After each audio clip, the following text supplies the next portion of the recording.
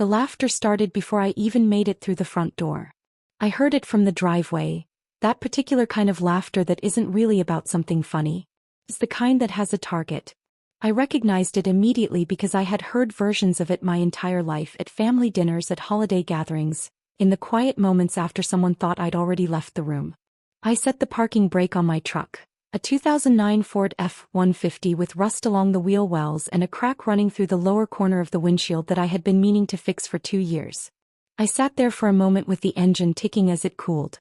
Through the tall windows of my father-in-law's house, I could see movement. Silhouettes. People already settled in, drinks in hand, the easy comfort of people who had never once questioned whether they belonged somewhere. My name is Daniel Mercer. I'm 41 years old. I work in logistics. That's what I tell people when they ask, and most of them nod politely and move on to the next topic, which is fine by me. I've been married to Claire Weston for 3 years. Claire is the kind of woman who makes every room feel steadier. She laughs easily and thinks carefully, and she has never once made me feel like the truck in the driveway was a problem. Her family, however, had opinions. I grabbed the bottle of wine from the passenger seat. Nothing expensive, something decent, and walked toward the front door. The laughter had settled into conversation by the time I rang the bell. Claire's mother, Patricia Weston, opened the door. She was dressed the way she always dressed for these gatherings. Silk blouse, pressed trousers, jewelry that announced itself without shouting. She smiled at me the way people smile at something slightly disappointing. "Daniel," she said. "You made it." I handed her the wine. "Wouldn't miss it." She accepted it with both hands and glanced at the label the way people do when they're checking whether something clears the bar. Then she stepped aside. "Come in." Inside, the house smelled like roasted garlic and money. The Weston home sat in one of those neighborhoods in McLean, Virginia, where every house has a name in addition to an address and the lawns are maintained by someone other than the owner. Floor-to-ceiling bookshelves in the study. Artwork on the walls that Claire had once quietly told me cost more than my first apartment. Her father, Gerald Weston, stood near the fireplace holding a glass of scotch. He was 64, broad-shouldered, silver-haired, the kind of man who had never in his adult life been uncertain about his place in a room. He ran Weston Financial Group, a mid-sized investment advisory firm that had been in the family for 2 generations. He looked at me the way he always looked at me. Not with hostility. With something more wearing than hostility. Mild, patient tolerance. "Daniel," he said. "Gerald. Glad you could come." He said it the way people say things they don't entirely mean. Beside him stood Claire's brother, Marcus. 36, sharp-featured, the kind of man who wore his MBA like a second collar. He managed the operations division at Weston Financial. He gave me a brief nod and returned immediately to his conversation with a man I didn't recognize. Someone in a charcoal blazer who appeared to be talking about interest rate projections with the enthusiasm of a man who genuinely enjoyed interest rate projections. Claire appeared from the kitchen. She crossed the room and slipped her hand into mine. "You okay?" she said quietly. "Fine," I said. She studied my face for a second. She knew me well enough to know that fine covered a lot of ground. The dinner table seated 12. Claire and I were placed near the end, the geographic equivalent of being seated at the children's table without the excuse of age. Gerald sat at the head. Patricia at the other end. Marcus and his wife, Diane, occupied the center of the table with 2 other couples who all appeared to work in finance in various capacities. The conversation during the first course stayed safely general. Market performance. A renovation project Gerald was overseeing at the firm. A charity gala Patricia was co-chairing in the spring. I ate and listened and offered nothing that wasn't asked for, which wasn't much. Halfway through the second course, the man in the charcoal blazer, whose name turned out to be Philip, turned toward me. "So Daniel," he said with the bright curiosity of a man filling conversational space. "What do you do?" "Logistics," I said. He nodded in the way people nod when they're already composing their next sentence. "Corporate? Government adjacent," I said. Philip tilted his head. "That sounds interesting. It has its moments." Gerald set his fork down lightly. "Claire mentioned you travel quite a bit. Some weeks more than others." "For work?" "Yes." Gerald nodded. "Consulting? Something like that." Marcus looked up from his plate. "What firm?" I took a sip of water. "I work independently." Marcus exchanged the briefest glance with Philip. The kind of glance that lasts half a second and communicates an entire paragraph. "Independent," Marcus said. "Right. That one word carried more weight than it had any right to. Patricia changed the subject gracefully, the way she always did when the conversation edged toward discomfort. She asked Diane about her garden renovation and the table reorganized itself around a safer topic. But I had felt it. That half-second glance. That single word. Later, while the table cleared for dessert, I stepped outside onto the back patio. The night air was cold, sharp with the particular clarity of a February evening in Northern Virginia. I stood near the stone railing and looked out at the dark lawn. The door opened behind me. It was Marcus. He came to stand beside me, hands in his pockets. He was quiet for a moment in the way people are quiet when they're deciding how honest to be. You know, he said finally, we worry about Claire. I looked at him. Marcus shrugged. He gave up a lot when she married you. Kept my voice level. What does that mean? He turned slightly. He had options, Daniel. Real options. He paused. And instead she's living in a 2-bedroom in Arlington with a guy who drives a truck that should have been retired 5 years ago. The night air was very still. I looked at him for a long moment. I understand your concern, I said. Then I went back inside. Claire found me near the bookshelf in the study 20 minutes later. I was looking at a framed photograph of Gerald shaking hands with a senator at some event years ago. The kind of photograph families display because it proves something. He touched my arm. What did Marcus say to you? How did you know he said something? Because he had that face. I smiled faintly. Nothing I haven't heard before. She looked at me carefully. Daniel. I know. She sighed. I'll talk to him. You don't need to. He means well. Does he? That came out quieter than I intended. Claire studied me for a moment. Then she said the thing she had been saying in various forms for 3 years. They'll understand eventually. I nodded. I know. What I didn't say, what I had never said to Claire, to her family, to anyone in that house, was that the understanding she was waiting for was already closer than any of them realized. They just hadn't looked in the right direction yet. The drive home that night took 40 minutes. Claire sat in the passenger seat of the old truck with her shoes off and her feet tucked under her the way she always did on long drives. The heater ran loud but effective. Outside, the highway lights passed in steady rhythm. She didn't bring up Marcus again. We talked about small things. A documentary she wanted to watch. A restaurant that had opened near our apartment that someone at her office had recommended. Normal life continuing its normal course. But somewhere beneath the surface of that conversation, I was thinking about a phone call I had received 3 days earlier. I hadn't told Claire about it yet. Not because I was hiding it, but because I was still processing what it meant practically, logistically, personally. The call had come from Edwin Cole, the general counsel of a firm called Meridian Infrastructure Partners. Meridian was a private equity group that specialized in logistics infrastructure. Ports, rail corridors, last-mile distribution networks across the Mid-Atlantic and Southeast. I had been working with Meridian in a consulting capacity for the past 4 years. Quietly. Without much fanfare. The way I worked with most clients. But 3 days ago, Edwin had called to inform me that the board had voted to formalize my role. The title they were offering was Chief Operating Officer. I hadn't accepted yet. The salary attached to the offer was significant. But the detail that had been sitting quietly in the back of my mind since the call, the detail I kept turning over like a stone that revealed something new every time, was something Edwin had mentioned almost in passing. As COO, I would be overseeing all vendor and partnership relationships. Including, he had noted without particular emphasis, Weston Financial Group, which managed Meridian's Mid-Atlantic investment advisory accounts.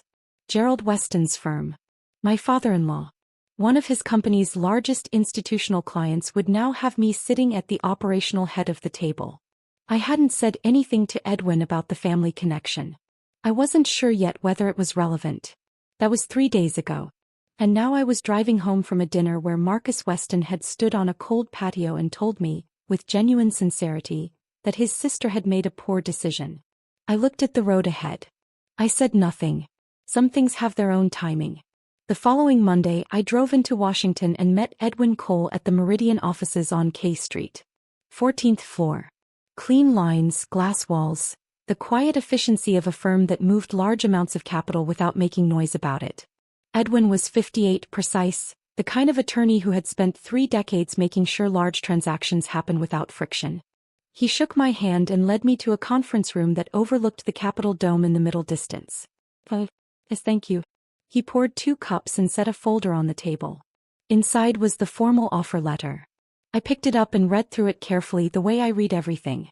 Edwin watched me with the patience of a man who had learned that rushing people through important documents was a form of disrespect. When I reached the compensation section, I read it twice. Then I set the letter down. This is a significant offer, I said. Edwin nodded. The board was unanimous. I leaned back in my chair. You mentioned Weston Financial in our last call. Yes. He folded his hands. They've managed our Mid-Atlantic advisory accounts for 6 years. Solid relationship.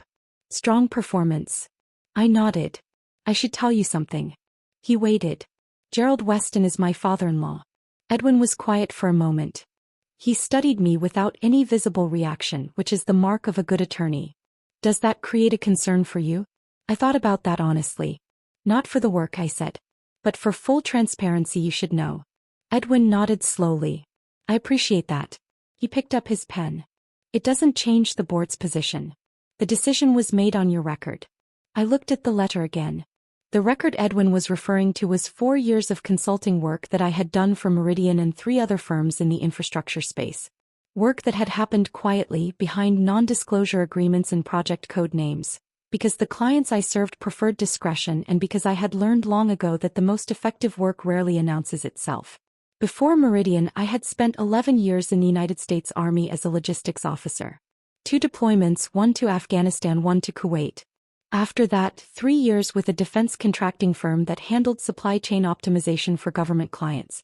My resume, if you could call it that, existed mostly in the form of signed NDAs and project completion reports filed in systems that didn't appear on LinkedIn.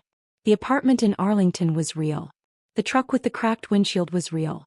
The modest life Claire and I had built together was real and chosen and not a source of embarrassment to either of us.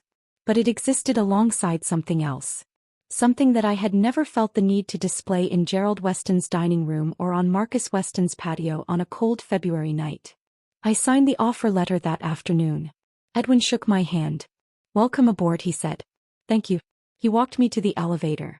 Before the doors closed, he said one more thing. The first all-hands with the vendor and partner group is in 3 weeks. Weston Financial will be in the room. I nodded once. I'll be ready. Claire found out on a Wednesday evening.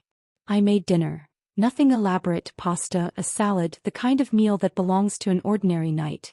And I told her over the table while the city moved quietly outside our window. She listened without interrupting. That was one of the things I had loved about her from the beginning. She listened the way careful people listen. Not waiting for her turn to speak but actually taking in what she was hearing and letting it settle before she responded. When I finished, she was quiet for a moment. Then she said, "How long have you been working with Meridian?" "4 years. She looked at me. "And you never mentioned it." "I kept most of my consulting work separate." She nodded slowly. "I wasn't hiding it, Claire." "I know." She picked up her fork and set it down again. She wasn't angry, I could see that. She was recalibrating, the way intelligent people do when they receive information that reorganizes something they thought they understood.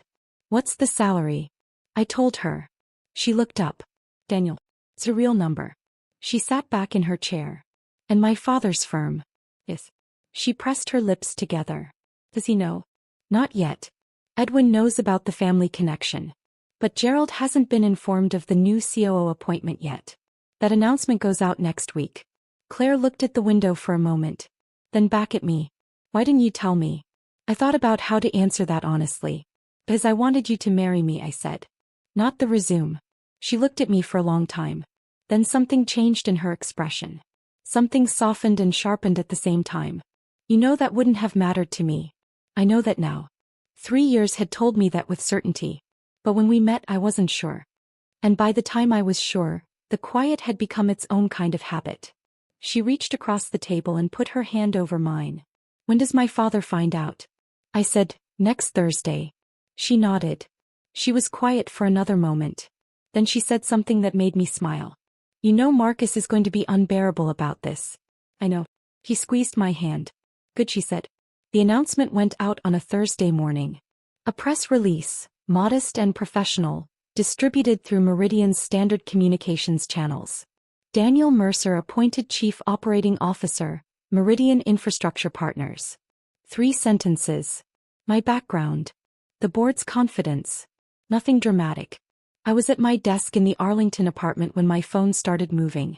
First Edwin confirming the release had gone out. Then 2 colleagues from previous projects, sending brief congratulations. Then a number I recognized immediately. Gerald Weston. I let it ring twice before answering. Gerald. Daniel. His voice was different from every other time he had called me. Not warmer exactly. More careful. I saw the announcement this morning. Yes. He paused. Meridian Infrastructure. Yes. Another pause, longer this time. You've been working with them. For 4 years, yes. The line was quiet for a moment. Gerald Weston was not a man who was easily surprised. He had spent 40 years in finance where surprises were usually expensive. But this particular morning I could hear him recalibrating in real time, the way Claire had recalibrated over pasta on Wednesday evening, except without the grace that came from actually knowing me. Finally he said, "You should have mentioned this. I kept my consulting work private. That's standard practice in my field." He was quiet again. Then, "Edwin Cole called me this morning as well." I nodded to myself. Edwin was thorough. "Gerald," I said, "I want you to know that the family connection won't affect how I operate professionally. Whatever the relationship between Meridian and Weston Financial has been, it will continue to be evaluated on its merits." He absorbed that. Then he said something I hadn't expected. He paused. "That's the right approach." Yes. Another silence. Then, "Patricia wants to have dinner next weekend." I looked out the window at the street below.